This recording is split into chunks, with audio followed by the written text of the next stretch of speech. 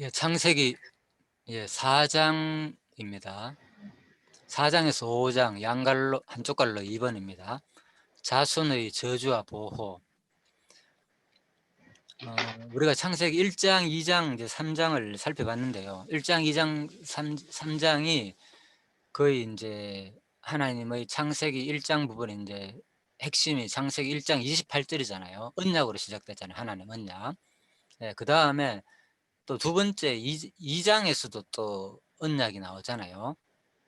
1장, 2장, 3장을 언약 중심으로 간략하게 정리하면은 혹시 어떻게 정리하면 좋겠습니까? 1장, 2장, 3장을 언약 중심으로 간략하게 정리한다면은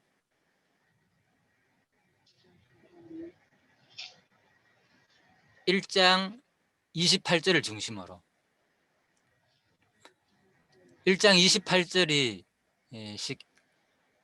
첫 번째 언약이잖아요. 예. 1장 28절이 처음 3대 언약입니다. 그 다음에 그러니까 성경은 이제 결국은 이제 우리는 지금 언약 성취 섭리사를 하고 있잖아요. 그죠? 언약 성취 섭리사다. 그러니까 성경 전체가 이제 창세기 1장 28절에 의해 가지고 이제 구성됐다고 보잖아요. 그 3대 언약이 그대로 이루어진 내용이다. 그렇다면은 이게 뭐 역사서, 시가서, 선지서 전체를 통해 가지고 그죠? 이제 자손 땅 통치 부분으로 이루어지잖아요. 그죠? 그런데 창세기 1장에서도 사실 그 언약이 그대로 2장으로 넘어간다는 거 우리가 지난 배웠잖아요. 그죠? 1장의 언약은 먼저 그걸 어떤 언약이라고 하면은 1장 언약을 보통 뭐 율법 언약이다 이렇게 얘기를 안 합니다. 행위 언약이다 이렇게 얘기 안 하고 1장 언약을 어떻게 이해합니까? 1장 언약은 2장 언약에 비해 가지고 2장 언약은 어떤 언약이 있습니까?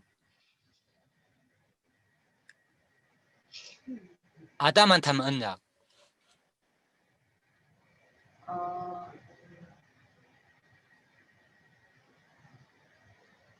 1장은 3대 언약이 있고 2장에서는 네, 통치 언약을 보고 말씀하시나요? 다스리는 거. 그렇죠. 1장 언약은 아무튼 그렇죠. 이제 3대 언약이 있고 2장 네, 언약에도 물론 이제 다스리라 그랬잖아요. 에덴 동산에서. 다스리라 했지만은 특히 금갑법 언약 들어보셨죠? 그죠? 네, 네, 그러니까 따먹지 말라는 언약 그것도 하나의 언약이잖아요. 그죠? 율법 언약이라 그러잖아요. 그런 언약을 주로 음, 행위 언약이라도 하고 그래서 최초의 그 하나님께서 이제 언약은 창세기 1장 28절이고 이거는 이제 하나님께서 은혜 언약이다. 그러니까 행위 언약 전에 행위 언약이 이제 아담한테 한 그 뭡니까? 건갑법 언약이잖아요. 그죠? 이거 따먹는 날에는 정령 반드시 죽는다 그랬잖아요. 그죠? 정령 죽으리라. 그러니까 이것이 하나의 어떤 뭡니까? 이제 율법 언약이잖아요. 율법을 주시고 이거 먹으면 반드시 죽는 자. 일명 이제 행위 언약이라고 많이 불리죠. 네. 그래서 율법은 행위 언약이라는 용어보다는 율법 언약과 용어 차이 전번에 설명드렸습니까? 제가 기억납니까? 행위 언약과 율법 언약의 차이. 기억이 안 나요. 아, 그건 안 들었구나. 아, 중간에 다른 강의할 때 내가 말씀드렸어요. 행위 언약이란 것은 좀 인간 중심이고 인간을 중심을 한 표현이고, 그죠?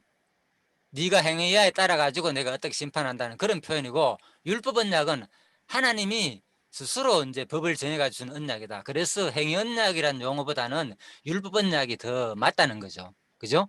예, 일반 학자들이 이제 주로 행위 언약이라는 용어를 많이 쓰잖아요. 신학에서. 예, 이제 금갑법은 행위 언약이라고 많이 보거든요. 그렇지만은 창세기 1장 28절 같은 경우에는 행위 언약이라기보다는 어려운 언약이라 그러죠. 그러니까 행위 언약보다 뭐가 앞선다? 바로 은혜 언약이 앞선다. 그렇잖아요. 그죠? 예, 창세기 1장 28절. 그래서 신약에서 이제 아브라함을 얘기하면서 그렇게 얘기하잖아요. 뭐 갈라디아에서도 얘기하고, 그죠?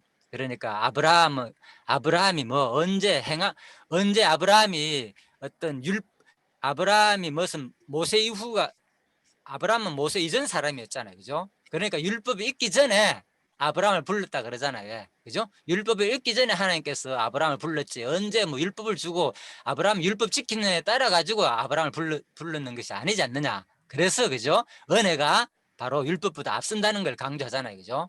예. 똑같죠. 그래 창세기에서도 마찬가지인 거예요. 바로 건갑법 언약보다도 무슨 언약이 앞선다고요? 은혜 그렇죠. 은혜 언약 바로 다른 말로 구체적으로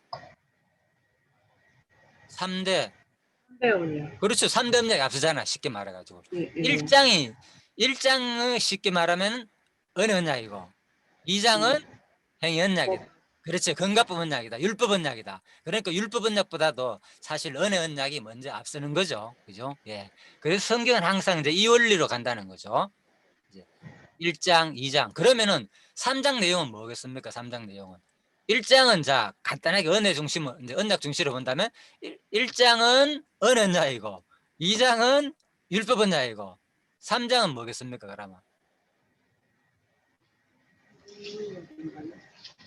3장 내용이 주로 어떤 거로 되어 있습니까?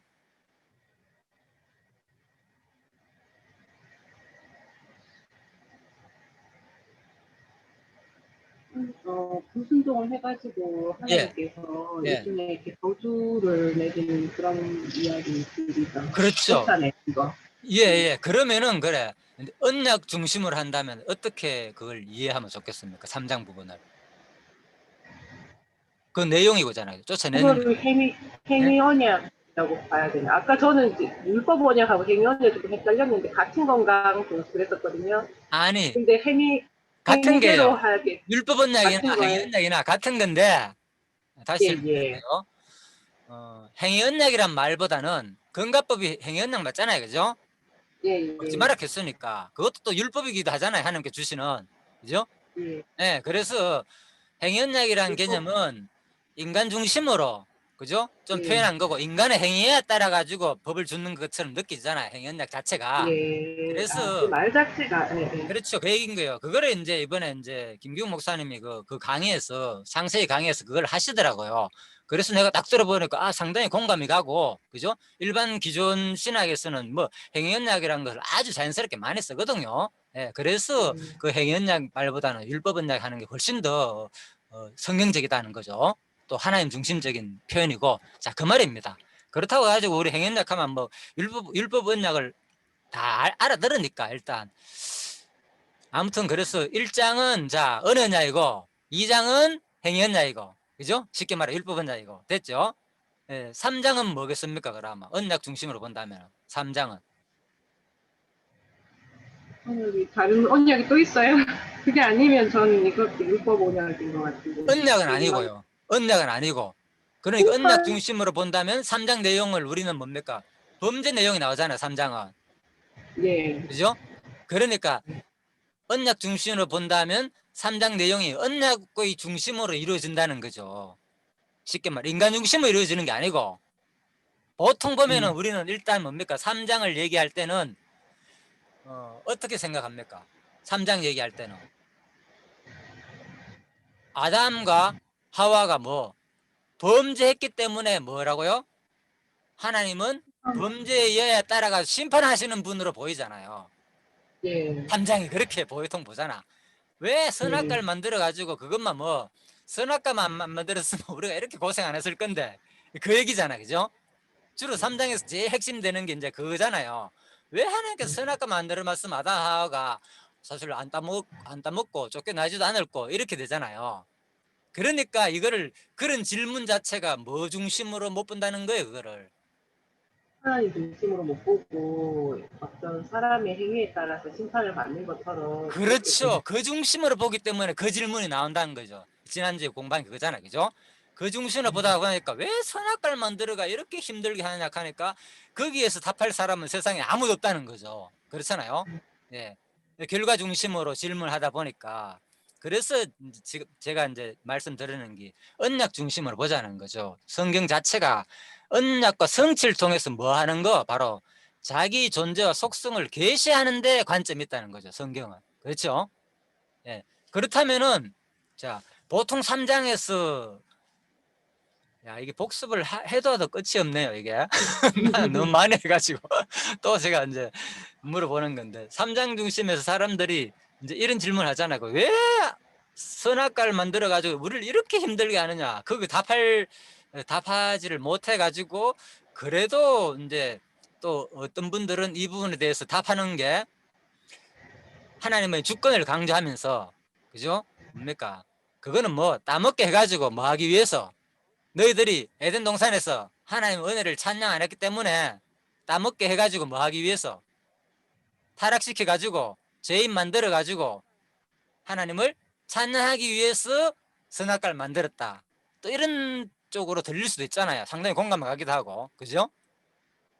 찬양하기 때문에 선악과 만들어가 쫓아내가지고 그게 뭐 그거하고 비슷하지 않냐고요. 어디 주로 이제 누가복음 15장에 나오는 거, 탕자 비유, 그죠? 그거하고 내용이 비슷하잖아요. 자, 네. 그래서 그거는 제가 이제 수차례 강의를 통해서 제가 올렸거든요. 그 뭡니까? 성경 Q&A 해가지고, 그것이 과연 그런 말인지. 아무튼 이거 최근에 내가 중간에 올린 강의를 안 들으니까 이게 좀 어려울 수 있는데, 아무튼요. 자, 그건 나중에 워낙 많이 올릴 때 지금 설명하면 또 하나도 진도 안 나니까 그건 앞에 꼭 강의 들어보십시오. 제가 성경 Q&A 올리는 거는 짬짬 올렸으니까.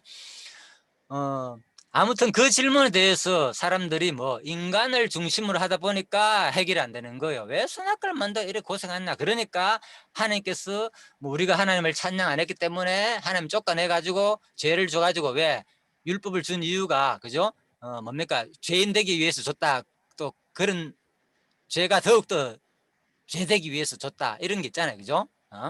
로마서도 나오잖아요. 그죠? 그래서 그런 개념으로 생각을 하다 보니까 뭐 그게 뭐 틀린 그런 건 아닌데, 성경 전체적인 원리를 보면은 일단 이제 창세기를 중심으로 보면은 어떻게 보느냐. 바로 창세기 그 앞부분이, 그 개론이 어떻게 구성되어 있습니까? 창세기 3장 부분이.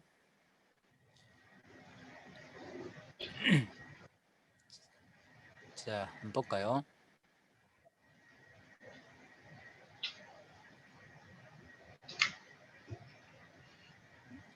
제가 이거 찾아놨으니까 앞에 화면 공유됐으면 그냥 이거 보십시오. 자,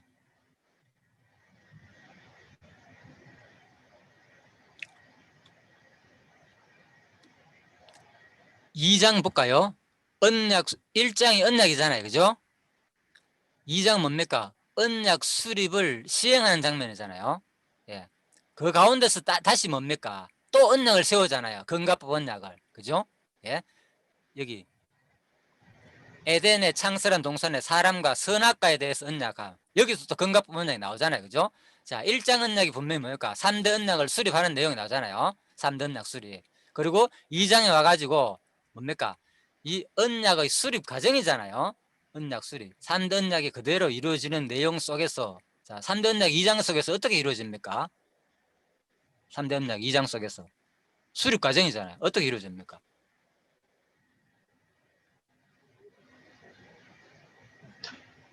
일단 2장 속에서도 3대 언약이 그대로 이루어지잖아요. 1장에서 3대 언약을 세웠는데 2장 속에서 뭐였습니까? 하나님께서 자손 땅 통치가 3대 언약이잖아요. 그죠? 그런데 2장 속에서 땅을 주잖아요. 땅. 에덴 동산을 만들었잖아요. 그죠? 에덴 동산 만들고 그 다음에 또 뭘 했습니까? 자손은 뭡니까? 남자와 여자 만드는 거. 그죠? 자손, 땅, 통치는 어디 있습니까? 2장에서.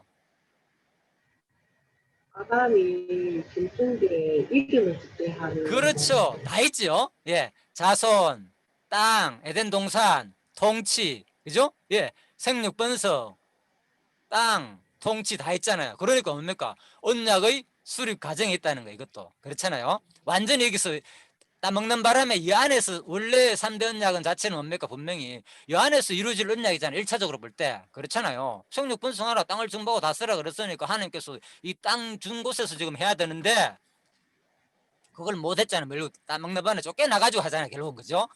그 얘기잖아요. 그러니까 분명히 1장의 언약이 2장에서 그대로 이루어지는 과정 맞지요? 네.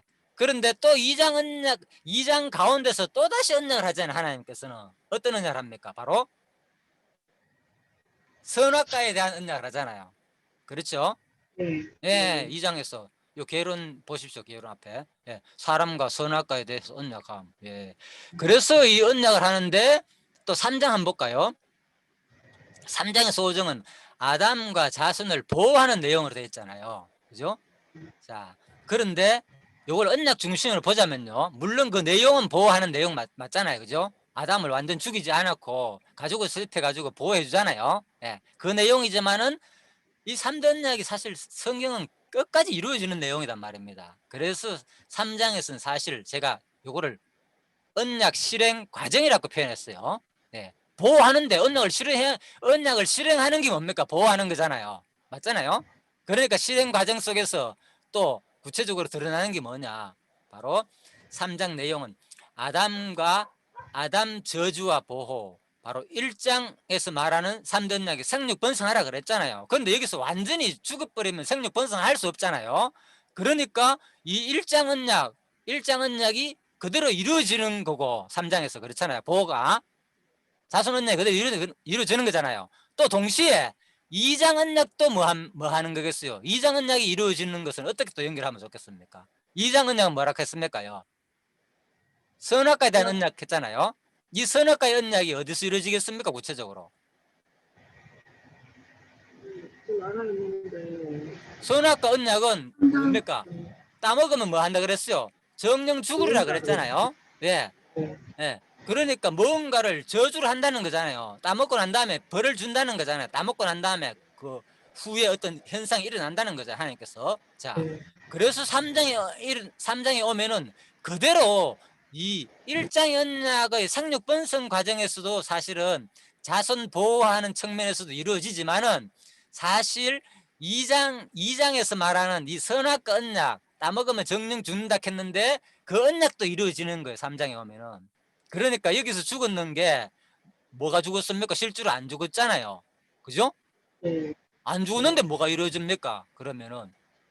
그래서 이게 어떻게 해석을 하는가 하면 바로 뭐 에베소서에서 나오잖아요. 그죠?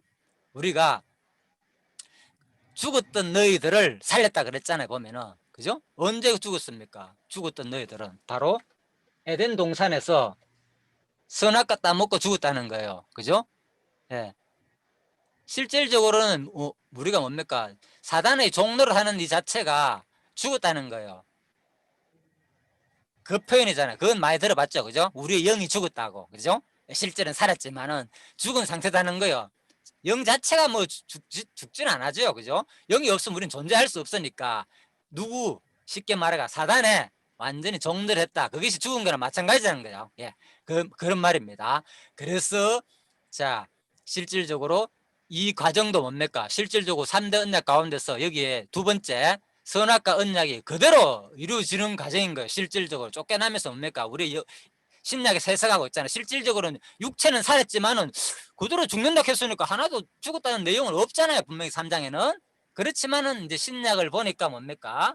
죽었다. 과거에 너희가 죽었던 너희들을 살렸다 그랬잖아요. 그죠? 예. 그러니까 그 장면이죠. 그래서 사실은 3장 장면부터는 그 하나님의 두 번째 언약, 쉽게 말해가지고 금갑박 언약이 사실 그대로 이루어지는 장면이거든요. 자, 그래서 이루어지는 장면 가운데서 뭡니까? 바로 아담의 저주와 보호, 아담이 저주받는 거예요. 자, 그래서 아담이 이제 저주를 받았는데, 어, 저주 내용에 대해서는 제가 최근에 이거를 내가 올렸는데, 아담이 무슨 저주를 받았는가? 우리가 저주받았다 하면은, 지금, 아무튼, 최근 올린 거, 저주 내용에 대해서 아담이 어떤 저주를 받았을까요? 이거 또 복습이 들어가네. 자, 1, 2, 3장 전체 오늘 복수 시간이네. 첫째 시간에는. 아담이 어떤 저주를 받았습니까? 혹시 기억나는 거 있습니까? 저주받은 거? 제가 따로 올린 거는 못 예, 못 봤는데요. 봤는데 그냥 본문 내용 속에서. 예. 그냥 일단 뭐 여기 흙으로 돌아갈 때까지 어디 갔네. 내가 너는 내 평생에 수고하여야 그 소산을 먹으리라 하는, 얼굴에 땀을 흘려야 먹을 것을 먹으리라 하는 이제 그런 것도 예, 예, 있고요. 예. 그리고 나중에 이제 에덴 동산에서 쫓아내잖아요. 예, 쫓아내는 게 무서운가? 예. 아, 그러니까 왜 22절에 보면 그가 그의 손을 들어 생명나무 열매도 따먹고 영생할까 하노라 하였잖아요. 예. 그러니까 아까 금방 얘기했던 것처럼 이제 저주받아서 평생 수고해야지 그 소산을 먹게 되는 게 첫 번째 어떤 아담에게 내려진 저주라 그러면 두 번째는 아담과 하와 모두에게 내려진 저주인데 음. 생명나무 따먹고 영생하지 못하도록 에덴 그렇죠. 동산에 해방시킨 게 두 번째 저주. 그렇죠. 예, 대충 그렇죠. 예, 나오는 거. 예, 예. 그래서 제일 처음에 저주받는 게 보면은 14절에 보면요. 자, 분명히 저주라는 용어가 나옵니다. 그죠? 뱀에게 이르시되, 일단 제일 먼저 뱀에게 먼저 저주하잖아요. 그죠?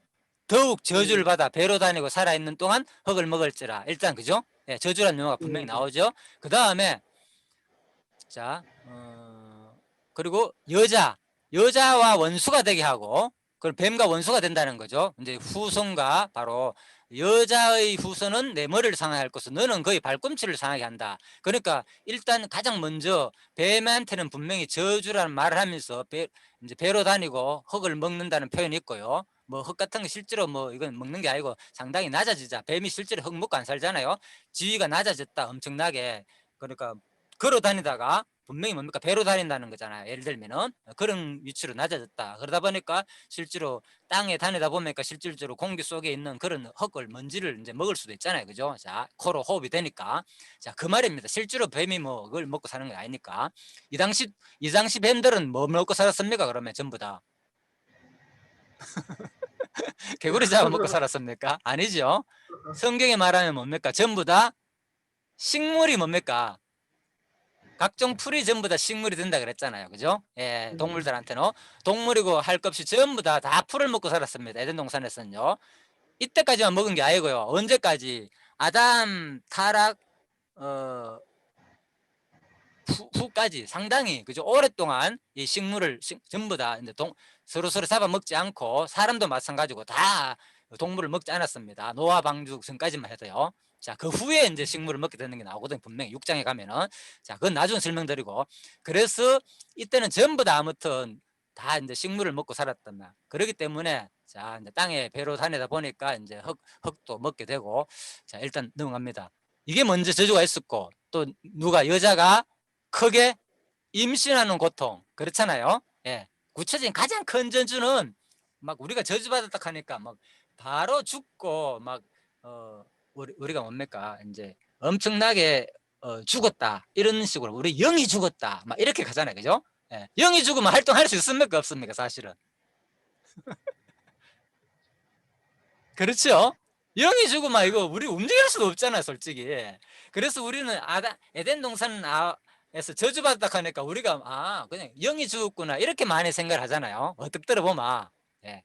예, 그 말이 뭐 틀린 건 아닌데 신약에서 우리가 죽었던 우리를 하니까 우리가 죽었다고 생각을 하는데 실질적 저주 내용은요 우리가 죽지 않았거든요. 영도 살아있고 그죠? 그렇지만 뭐 사단한테 우리가 종노를 했다는 거예요. 사단한테 이제 끌려가지고 하나님 중심으로 살다가 사단한테 이제 뭡니까? 종노를 하는 사단의 유혹에 끌려가는 이 자체가 뭡니까? 이제 우리가 어둠의 권세에 종노를 했다는 거든. 이걸 죽었다 그러는 거 쉬운 말로.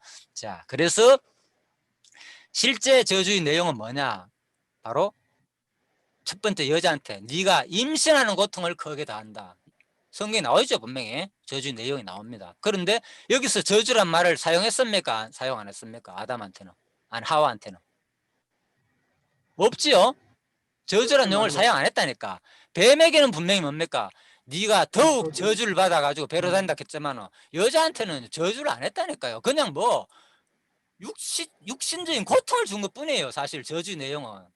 이것도 한번 우리가 이제 본문 내용을 한번 살펴보자 그 말입니다. 황당하게 저주받았다 하니까 와 우리가 완전 죽었구나 죽었다 살았다 이런 개념보다는 일단 임신하는 고통을 크게 받았다는 거 그리고 수고하여 자식을 낳고 너는 남편을 원하고 남편 너를 다스릴 것이다. 예. 그래서 이게 이제 저주라면 저주의 내용이 되는 거죠. 구체적으로 너는 남편을 원하고 그렇지만은 서로 뭐가 된다는 거예요. 이 말은 종속 관계가 부부 마치 관계. 서로 자기를 주장하는 어떤 그런 관계가 된다는 거예요. 서로 주장하려고 여자가 남편을 자기 수하에 넣으려고 원하지만은 남편은 뭐 오히려 네가 남편한테 또 다스림 당한다. 그죠? 서로가 지금 그죠? 그 뭐가 생기기 때문에 지금 뭐가 생기는 거예요? 타락함으로 말미암아 가지고 자기가 좋아하는 선에 대한 기준이 생겼잖아요. 예. 예? 아이, 너는 남편을 원하고 남편은 너를 다스린다는 게 앞부분에 없었어요, 이거. 그냥 자기 몸으로 같이 느꼈기 때문에 전혀 그런 개념이 아니었어요. 그런데 이제 선악과를 따먹는 순간 뭡니까?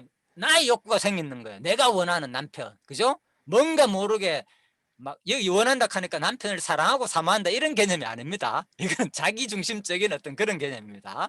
그래서 남편은 그렇지만 네가 그렇게 할지라도 네가 뭔가 남편에 대해서 어떤 그 마음을 뭔가 네가 원하는 그 남편을 소유하고 싶지만 오히려 뭐 남편이 오히려 너를 다스린다 그런 말입니다. 자, 이렇게 서로가 이제 이런 자기중심적인 어떤 그런 개념이 생기는 게 저주의 내용인 거예요.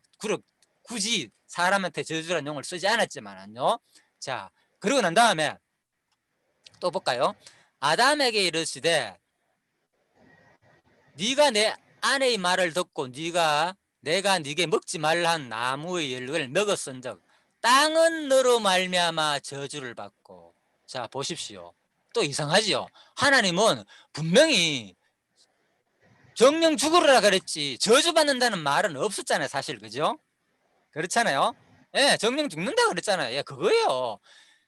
그런데 저주는 실질적으로 누구한테 줬는가 하면요, 뱀한테 주고 누구한테 줬나? 땅에게 줬어요. 땅에게.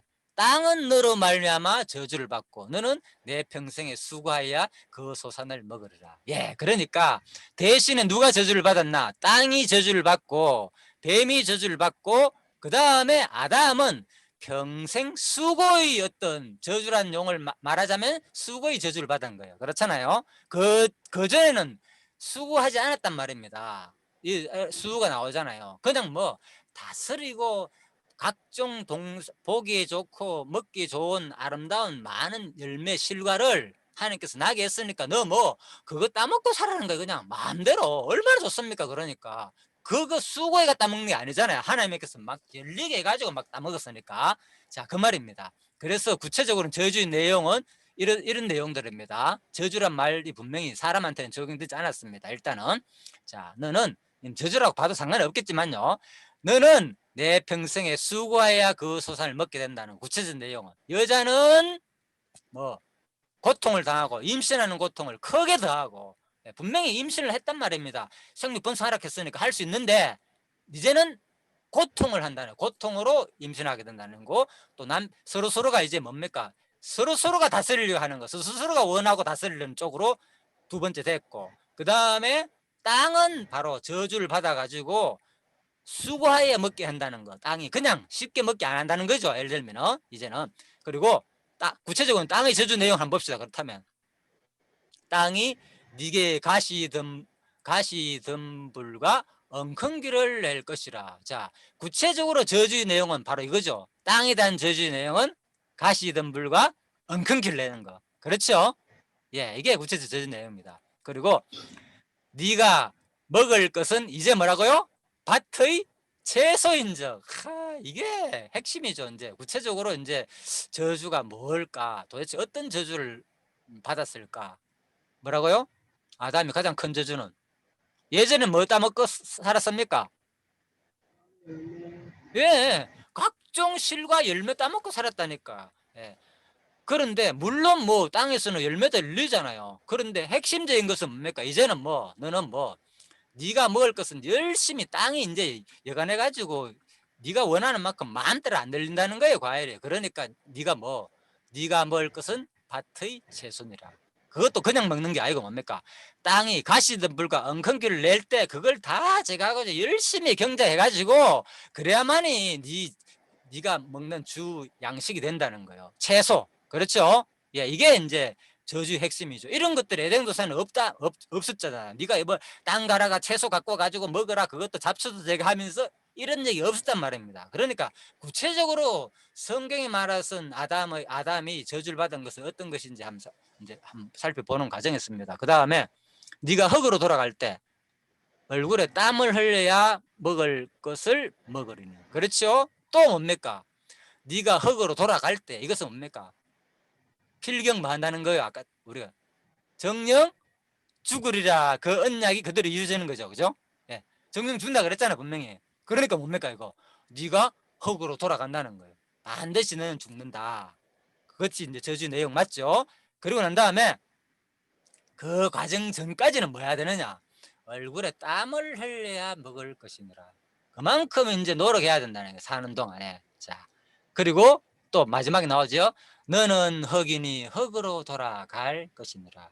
자, 아담을 그죠? 흙으로 만들었잖아요. 흙으로 뭐 생기를 불어 넣어 가지고 넷펫이 하얗게 됐잖아요. 살아 움직이는 생명이 되었다 그랬잖아요. 예, 어떤 영적인 존재가 아니고요. 살아 움직이는 생명체가 됐다는 거예요. 동물 사람한테 똑같이 쓰였습니다. 네페세아는. 예, 자 생기를 불어넣으니까 자 생명이 된지라 했을 때는 그 아담한테는 생명이라고 번역을 했다 뿐이지 똑같이 뭡니까 생명체가 됐다 그 말입니다. 자 생물이 되었다 이런 말입니다. 똑같이 생물이 됐다는 개념하고 똑같습니다. 네, 그렇지만 이제 하나님께서 특별히 사람한테 생기를 불어넣었기 때문에 이제 우리가 아담을 영으로 볼 수도 있다 그 말입니다. 그렇지만 실제적인 뭡니까? 동물이나 사람이나 똑같이 뭐라고요? 살아있는 생명체일 뿐인 거예요. 뭐 흙이다. 너는 원래 흙이었으니까 뭐 어디로 돌아가라? 흙으로 돌아가라는 거예요. 육체를 입은 흙이었으니까 흙으로 만들었잖아 사람을. 흙이니까 흙으로 돌아가라. 더 구체적인 말은 뭡니까? 흙이란 말은 먼지라 그랬잖아. 먼지니까 너는 먼지로 돌아간다는 거예요. 죽으면 썩으면 뭡니까? 먼지로 다시 돌아가잖아요. 자, 그래서 구체적인 이제 내용, 저주의 내용은 아담한테 저주란 용어는 사용하지 않았고 사실은 그죠?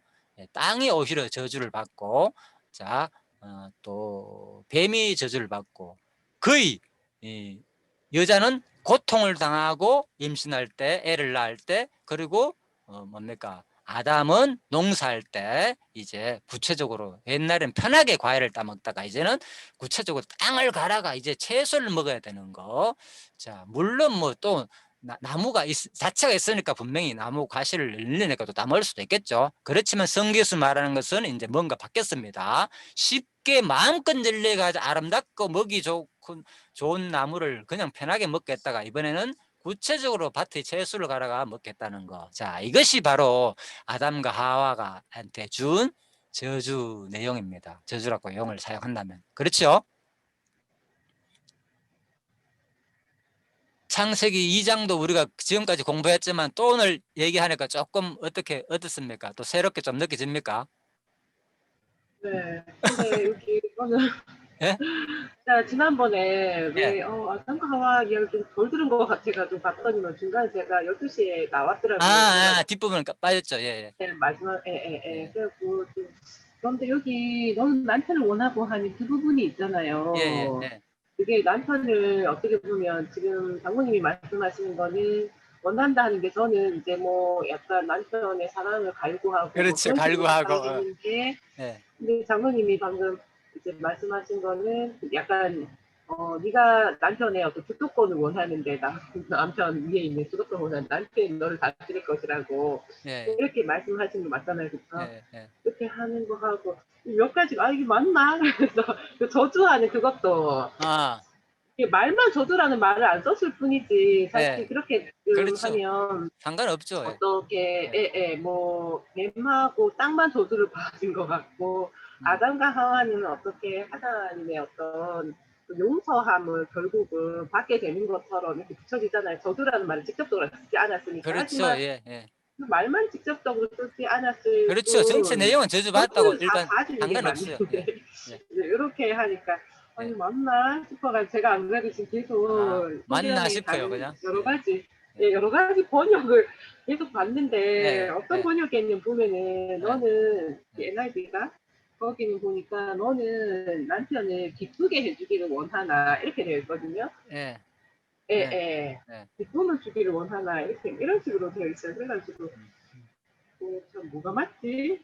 그러니까 이제 그러고 있어요. 여기 대해서 했잖아요. 아무튼 이제 원한다는 게 이제 아무튼 저도 다른 그 주석 내용을 읽어봤거든요. 그래서 네. 여러 가지 이제 자기가 남편을 오히려 소유하고 싶은, 그죠? 원한다는 그런 말은 소유 개념도 있잖아요, 그죠? 그렇지만 결코 네가 남편을 이제 다스릴 수 없다는 거예요. 오히려 남편이 너를 소유하는 개념으로 다스린다, 그런 말로. 자, 일단 아무튼 그거는 그렇고요. 그래서 이제 구체적으로 저주, 이제 내가 핵심을 둔 거는 뭐냐?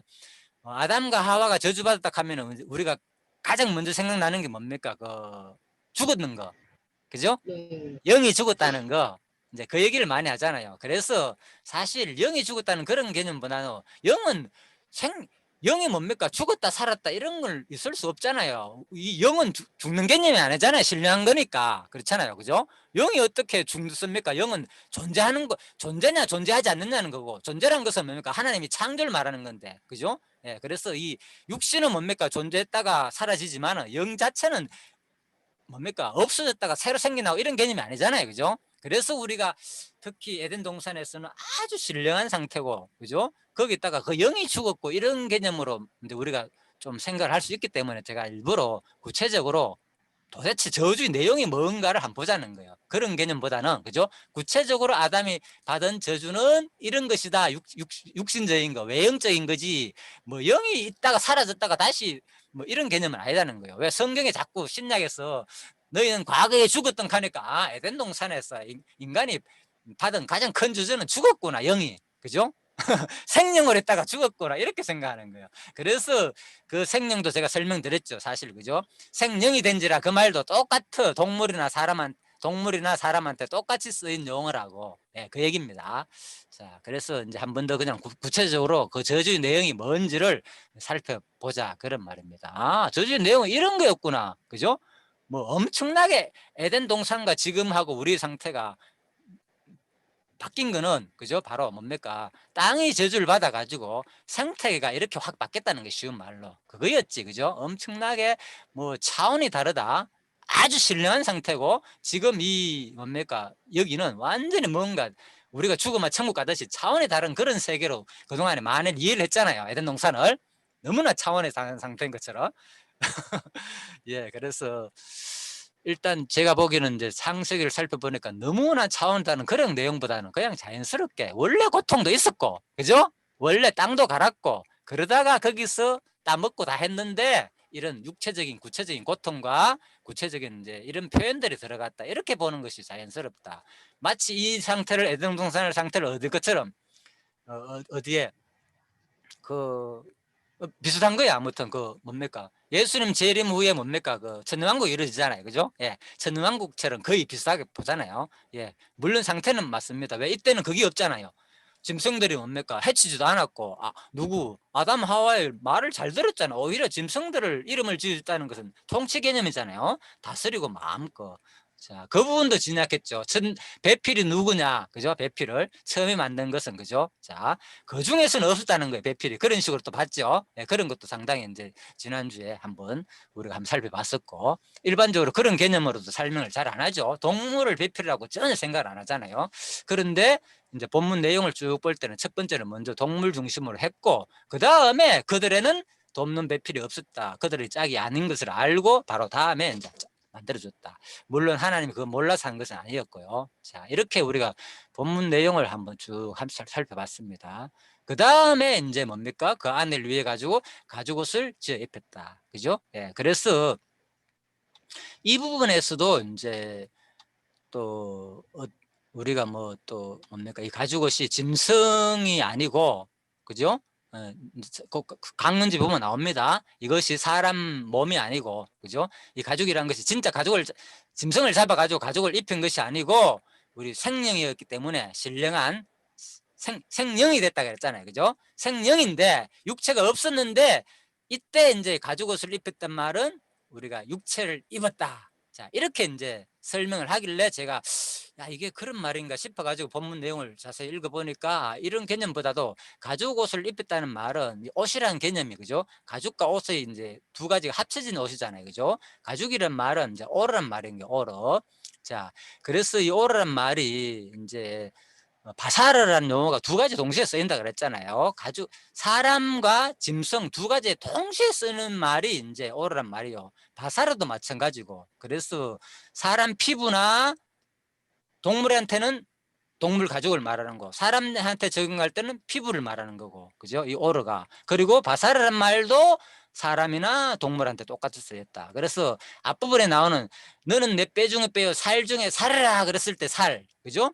그건 뭡니까? 똑같은 여기서 가죽인 거예요. 가죽. 쉽게 말해가지고 거기서도 가죽이라고 너는 내 가죽이요, 내 가죽 중에 가죽이다 이렇게 해도 상관없어요. 근데 그건 짐승한테 쓰는 용어잖아요. 그래서 살이다. 살은 뭡니까? 피부잖아요. 그래서 그때 용어는 바사르를 썼고, 이 부분에 와가지고는 뭡니까? 가죽 옷을 입혔다 할 때 이 가죽은 바사르가 아니고 오르란다는데 히브리 말로 이것은 뭐냐? 짐승한테 쓰이는 용어다. 그렇지만 이 단어도 똑같이 누구한테 쓰이냐? 사람한테도 쓰였다. 그래서 앞부분에서도 분명히 뭡니까? 사람을 만들고 난 다음에 사람이 뭡니까? 범죄자는 일단 범죄하고 나니까 뭡니까? 눈이 밝아졌으니까 자기가 뭐가 보인 거요? 자기 몸이 보였잖아요. 내가 벌거벗었다는 게 보였잖아요. 그래서 뭡니까? 자기들이 스스로 이제 뭡니까? 옷을 만들어 입었는데 알고 보니까 그건 옷도 아니고 치마였잖아요. 진짜 그냥 걸쳤다는 거. 이거 설명했죠, 지난주에. 어떻게 아담과 하와가 뭐 옷 만들 생각을 했겠습니까? 옷을 입어보지도 않았는데. 그렇잖아요, 그죠? 빨가벗고만 살았는데 옷이라는 개념 자체도 없었단 말입니다. 그래서 뭐 여호와 하나님이 아담과 그 아내를 위하여 가죽옷을 지어 입히시니, 그죠? 이 지어라는 것도 바라거든요. 아니, 이건 바라가 아닙니다. 가죽옷을 하나님께서 있는 것을 가지고 지은 겁니다. 이건 아사라 쓰였을 거야, 아마 원어가. 그래서 하나님께서는 있는 재료를 가지고 지어 입혔다는 거예요. 바라가 아니고 아사, 그죠? 자, 그래서 누가 주어가 일단 하나님이잖아요. 그래서 이 부분에 대해서 지난번 설명드렸죠. 이 학자가 어떤 사람들은 아마 뭐 하나님이 손과 발이 있어가지고 바느질 해가지고 가죽옷을 지어 입혔겠느냐 이렇게 생각할 수도 있잖아요. 그죠? 그렇죠? 그렇기 때문에 이거는 하나님이 직접 지어 입히는 게 아니고 누구한테? 아담 하와를 통해 가지고 그냥 하나님은 뭐 짐승을 갖다 줬고 그들이 잡아가지고 스스로 옷을 만들어 입었다 이렇게 생각할 수도 있다는 거예요. 학자들 가운데서 주석에서 그걸 해석해 놨습니다. 그런데 이제 그 말은 왜 그 사람들은 그러면 이렇게 해석을 하겠어요? 제가 보기는 이렇게 이걸 해석하는 이유가 하나님은 뭐가 없는 분이기 때문에 힘이 없는 형체가 없는 분이라고 생각하는 거예요. 하나님이 손발이 없는 분. 예. 그래서 이제 이런 개념을 생각하는 거예요, 여기서. 그런데 그러다 보니까 이것은 뭡니까? 문자적으로 그대로 받아들이지 않고 이제 신령하게 볼 수 있잖아요. 근데 요한계시를 보면요, 예? 사도 요한이 하늘나라에 갔잖아요. 이거 한번 볼까요? 이걸 확인해 드려야지 또 믿지. 이 중요한 거니까.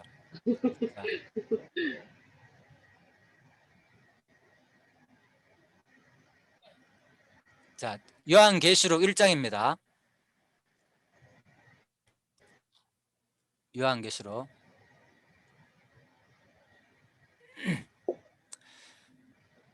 자, 나 요한은 밤모섬에 있었잖아요. 그죠? 자, 1장 부분입니다. 그런데 몸을 돌이켜 나에게 말한 음성을 알아보려고 돌이킬 때 7 금촛대를 보았는데 촛대 사이에 인자 같은 이가, 자, 인자가 뭡니까? 사람이잖아요. 그죠? 인자. 사람 같은 이가, 쉬운 말로, 그죠? 예. 촛대 사이에 자기가 분명히 봤습니다. 사람 같은 이가 발에 끌리는 옷을 입고, 그렇죠? 자, 하나님 모습입니다. 이거는 예수님 모습이기도 하고, 발에 끌리는 옷을 입고 가슴에 금띠를 띠고, 근데 예수님 모습이겠죠. 인자 끌리는 옷을 입고 가슴에 금띠를 띠고 그의 머리와 털의 희기가 흰 양털 같고 눈 같으며 그의 눈은 불꽃 같고, 자, 표현을 아무튼 이렇게 했습니다. 일단 그의 발은 풀무불에 단련한 빛난 주석 같고, 자, 분명히 뭡니까? 머리, 옷, 발 다 나옵니다. 그리고 그의 음성, 물소리와 같고, 그의 오른손에 7 별이 있고 그의 입에는 좌우에 날선 금이 나오고 그 얼굴은 해가 힘있게 비치는 것 같더라. 자, 얼굴도 있고 다 나옵니다. 아무튼 입도 있고, 그죠? 전부 다. 자, 하나님의 형상을 그대로 다 표현하고 있습니다. 자, 예수님 형상을 예를 들면은. 자, 그 다음에 내가 볼 때 그의 발 앞에 엎드려져 죽은 자 같이 되면, 발 앞에 보면 엎드렸다 그랬잖아요. 요한이. 그가 오른손을 뭐라고요? 오른손을 내게 얹고 이르시되 두려워 말라. 분명히 만져줬다니까요. 예수님 부활할 때 어떻겠습니까? 부활할 때 영이 부활했습니까? 예수님 영이 부활했습니까? 예수님이 영이 무슨 다시 죽었다 살아납니까? 그게 아니고 육체가 부활했잖아요. 육체가. 부활이라는 단어의 뜻이 뭡니까? 육체가 부활하는 걸 말하는 거예요. 영이 부활하는 게 아니고, 그죠? 부활은 죽었다가 살아나는 거잖아요. 육신이 죽었는데 살아나는 거잖아요. 그러니까 실질적으로 뭡니까? 예수님 뭐 죽습니까? 영 자체가 안 죽잖아요. 그죠? 그래서 원래 하나님은 영이단 말입니다.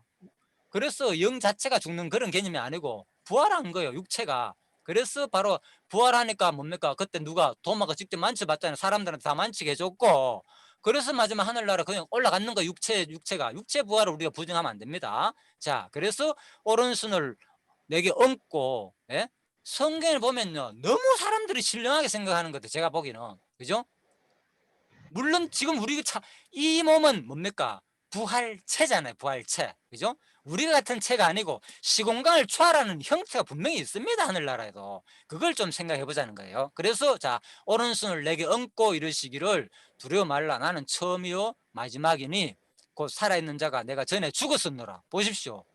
죽었다 그랬잖아. 죽었다가 살아난 존재임을 분명히 말하고 있는 거예요. 육신적인 표현이잖아요. 이거 전부 다. 이게 황당하게 그냥 이런 문자적으로 그런 것이 아니고 이것은 신령하게 그냥 표현한 거다. 이렇게 보면 성경은 하나도 해석할 게 없어요. 창세기도 마찬가지고. 자, 그래서 세세토록 살아있어 사망과 음부 열쇠를 내가 가졌느니 내가 본 것과 지금 있는 일과 장차 될 일을 기록하라. 자, 그리고 내가 본 것은 오른손에 7별의 비밀과 또 7 검쳤더라. 7별은 7 교회의 사자요. 7촛대는 7 교회니라. 분명히 그랬잖아요. 그죠? 7 촛대가 있는 사이에 돌아다녔다 그랬잖아요. 그죠? 자, 그래서 7 별은 바로 자, 내 오른손에 이제 형상을 봤는데 오른손에 별이 있었다 했잖아요. 이 별은 뭘 말하느냐? 바로 여기 나오죠. 7 별은 7 교회고 7 촛대는 아니죠. 검쳤더라. 7 별은 7 교회의 사자요. 사자. 그렇죠. 사자. 7 별은 사자를 쉽게 말해가지고 하나님께서 이제 오른손에 쥐고 있다는 그 말입니다. 그리고 7 촛대는 7 교회입니다. 7 교회 사이에 계신다. 그 말입니다. 그래서 이런 것들은 분명히 하나님께서 요한계시를 보면 형상을 그대로 설명을 해주고 있어요. 어려운 용어에 대해서는. 그죠? 상징적인 것은 상징적인 뭔가를 분명히 해석해주고 있잖아요. 그리고 상징적이 아는 것은 그냥 그대로 실체를 본 모습대로 설명한단 말입니다. 우리가 이제 이것도 성경 해석의 기본을 말하는 거예요. 제가 이런 일 하는 이유가. 그래서 요한 너무 이제 성경을 좀 신비롭게만 보지 말고 그냥 문자적으로 1차적으로 먼저 받아들이고 난 다음에 우리가 이제 성경 본문을 봐야 된다. 그런 말입니다. 자, 일단 그래서 3장 다시 돌아갑니다. 3장 내용 자체가 뭡니까? 그대로 언약을 이루는 과정 속에서 그대로 이제 성취된 내용을 3장을 말합니다. 뭡니까? 2장에서 금갑법을 줬잖아요. 금갑법을 줬는데 금갑법을 어기니까 그 내용이 뭡니까? 그대로 실행되는 게 3장이라는 거 쉬운 말로. 그렇죠?